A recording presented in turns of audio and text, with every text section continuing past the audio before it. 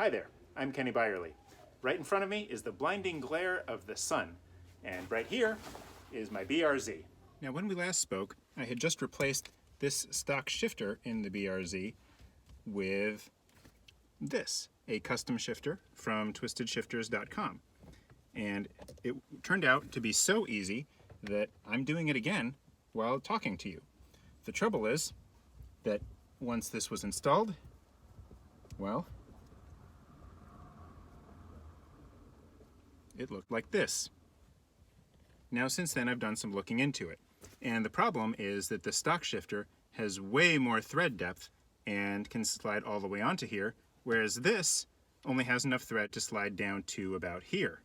That means that even though the bottom of the shifter is hollowed out to leave room for the reverse lockout mechanism, it doesn't matter because this thing doesn't go down far enough on the shifter.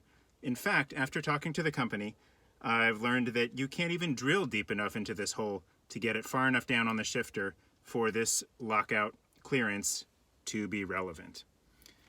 Now today, I'm planning to address the problem with another little piece, this reverse lockout adapter that I found on eBay.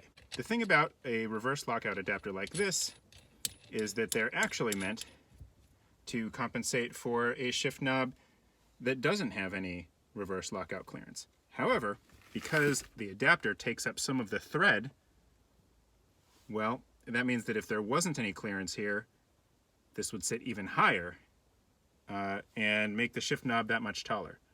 Let's see what happens when I have this adapter, but I also have this clearance, which might allow it to sit down a bit lower than if the thread was flush with the bottom. And with the adapter there, this actually sits pretty firmly. Does that go up high enough? Does that interfere at all?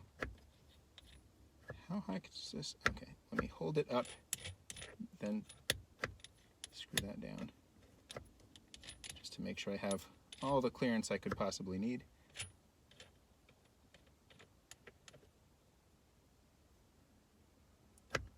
Stop it right there.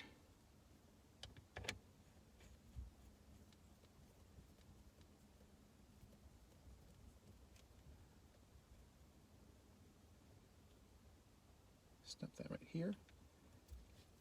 Tighten that upwards. So now it's like I have the locking nut if I just use the adapter that way.